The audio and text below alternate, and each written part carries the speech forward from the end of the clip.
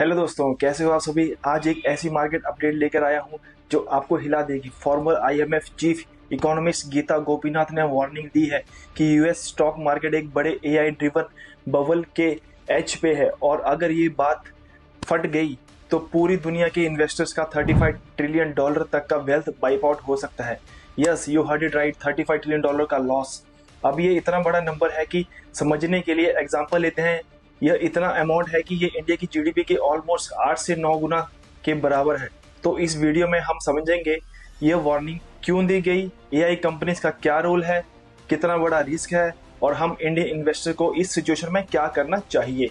चलो शुरू करते हैं। तो पहला पॉइंट है, क्या है ये वार्निंग। गीता गोपीनाथ जो पहले आईएमएफ की चीफ इकोनॉमिस्ट थी और अब डेप्यूटी मैनेजिंग डायरेक्टर है, उन्होंने रिसेंट स्पीच में बोला कि यूएस का स्टॉक मार्केट इतना ओवरहीटेड हो चुका है कि अगर ये थोड़ा सा भी करेक्ट करता है तो ग्लोबल फाइनेंशियल सिस्टम में तूफान आ सकता है।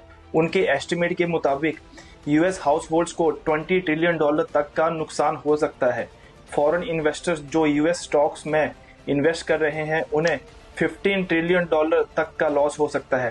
टोटल मिला के ये बनता है अराउंड $35 ट्रिलियन का पोटेंशियल वाइप आउट हो सकता है। और ये नंबर सिर्फ कोई छोटी बात नहीं है। इतना नुकसान अगर हुआ तो ये यूएस जीडीपी का 70% के बराबर होगा, मतलब एक मैसिव ग्लोबल स्लो डाउन।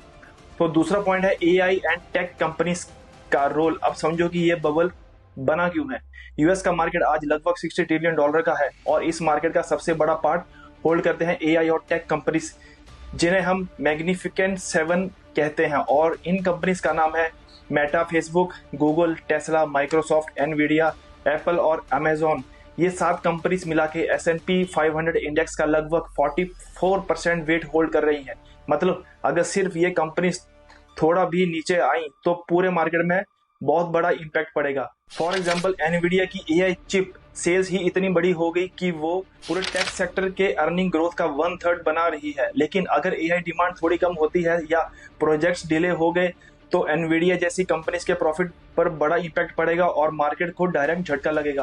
अब प्रॉब्लम यह है कि मार्केट का कॉन्फिडेंस एआई बूम से पूरी तरह से डिपेंड है, पर ग्राउंड रियलिटी ये है, रिसेंट रिसर्च के हिसाब से 95% एआई प्रोजेक्ट्स एक्सपेक्टेड रिजल्ट्स नहीं दे पा रहे। मतलब काफी इन्वेस्टमेंट हो रही है पर रिटर्न उतना नहीं आ रहा है। अब अगर आपके पास एक मशीन हो जो शुरू में बहुत बढ़िया काम कर रही थी पर आगे चलकर रिजल्ट देने बंद कर दे तो इससे आम आदमी का ट्रस्ट लूज होगा। तो यही हो सकता है एआई स्टॉक्स के साथ भी आने वाले टाइम में। तीसरा पॉइंट है, ये क्रैश हुआ तो कितना बड़ा इफेक्ट होगा। अब थोड़ा मैथ समझते हैं सिंपल तरीके से। अगर यूएस मार्केट $60 ट्रिलियन का है और इसमें टेक कंपनीज का मेजर वेट है 44%, मतलब अप्रोक्स $26 ट्रिलियन सिर्फ टेक कंपनीज का वैल्यूएशन है। अगर ये कंपनीज 20 से 30% भी डाउन हो गई तो सिर्फ टेक सेक्टर में ही $6 to 8 ट्रिलियन का लॉस हो सकता है। अब फॉरेन इन्वेस्टर और रिटेल पब्लिक का टोटल एक्सपोजर देखा जाए तो चेन रिएक्शन के थ्रू ग्लोबल लॉस $35 ट्रिलियन तक जा सकता है। इससे यूएस के कंज्यूमर्स का कॉन्फिडेंस टूटेगा, स्पेंडिंग कम होगी और फिर ग्लोबल डिमांड भी स्लो हो जाएगी। ऐसे में यूरोप, एशिया और इंडिया तक का मार्केट प्रेशर में आ जाएगा। चौथा पॉइंट है ग्लोबल इंपैक्ट एंड इंडिया पे असर। अब यह सिर्फ यूएस का प्रॉब्लम नहीं रहेगा। फॉरेन इन्वेस्टर स्पेशली यूरोप और एशिया से जो यूएस टेक स्टॉक्स में इन्वेस्ट करके बैठे हैं, उनका लॉस इतना बड़ा हो सकता है कि वो अपने देश में भी कैपिटल निकालना स्टार्ट कर देंगे। रिजल्ट क्या होगा इससे रिजल्ट ये होगा कि ग्लोबल मार्केट में लिक्विडिटी कम हो जाएगी, इंडियन मार्केट में भी फॉरेन फंड्स एग्जिट कर सकते हैं और एफआईआई का आउटफ्लो बढ़ सकता है। मतलब सेंसेक्स और निफ्टी बिना किसी मेजर इंडियन न्यूज के भी गिर सकता है। इसका असली इंपैक्ट होगा रुपीस पे। रुपी वीक होगा, इंपोर्ट कॉस्ट बढ़ेगी, इन्फ्लेशन ऊपर जाएगा तो इनडायरेक्टली हम भी इंपैक्ट में आ जाएंगे। पांचवा पॉइंट है, क्या सिग्नल्स मिल रहे हैं कि ये बबल है। देखो, कुछ क्लियर सिग्नल्स मार्केट ऑलरेडी दे रहा है। पहला है S&P 500 के टॉप 7 कंपनीज ही इंडेक्स को ड्रैग कर रही हैं, बाकी स्टॉक्स का ग्रोथ फ्लैट है। दूसरा है पी रेशियो 30 टाइम्स से ऊपर है जो .com बबल लेवल्स पे पहुंच चुका है। तीसरा है स्टॉक अर्निंग्स और 10 साल यूएस बॉन्ड यील्ड का गैप नैरो हो गया है। यह सिग्नल देती है कि मार्केट ओवर वैल्यूड है। चौथा है FOMO, fear of missing out. Investing चल रही है, लोग बिना फंडामेंटल्स देखे AI स्टॉक्स खरीद रहे हैं। ये सब मिलके एक बड़ा बबल क्रिएट कर रहे हैं, और जब मार्केट में सबका कॉन्फिडेंस ओवर हाइप पे हो, वही टाइम सबसे ज्यादा डेंजरस होता है। छठा पॉइंट है इन्वेस्टर्स के लिए लेसन। अब इंपॉर्टेंट बात यह है कि हम क्या करें इस सिचुएशन में। मैं कुछ सिंपल पॉइंट्स बता रहा हूं जो मैं खुद फॉलो करता हूं, और आप भी इन पॉइंट्स को एनालाइज करके फॉलो कर सकते हो। पहला है डाइवर्सिफाई करो। सिर्फ यूएस या टेक स्टॉक्स पे डिपेंड मत रहो। इंडिया, एशिया, यूरोप के फंड्स और सेक्टर में एलोकेशन कर रखो।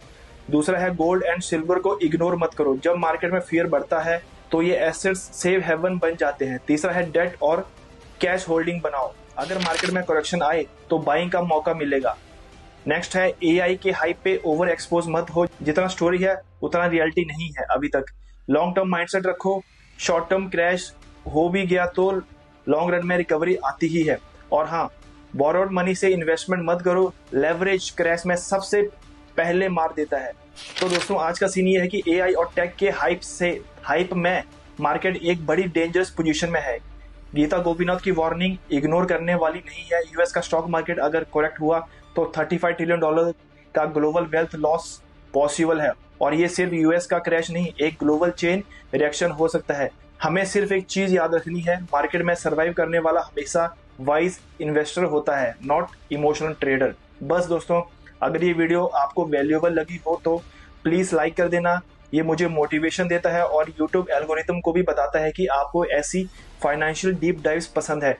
कमेंट सेक्शन में बताओ, क्या आपको लगता है कि एआई बबल फटने वाला है या ये सिर्फ फियर क्रिएट हो रहा है। और सब्सक्राइब जरूर करो अगर आप चाहते हो, और ऐसे मार्केट इनसाइट, ट्रेडिंग रूल्स और फाइनेंस अपडेट्स सिंपल लैंग्वेज में। बेल आइकॉन दबाओ ताकि जब मैं नेक्स्ट वीडियो डालूं आपसे मिस ना हो। तो ये था आज का deep dive US AI bubble पे। मिलते हैं नेक्स्ट वीडियो में। तब तक स्मार्ट ट्रेड करो, वाइज इन्वेस्ट करो और कंसिस्टेंट बनो। Thank you. जय हिंद।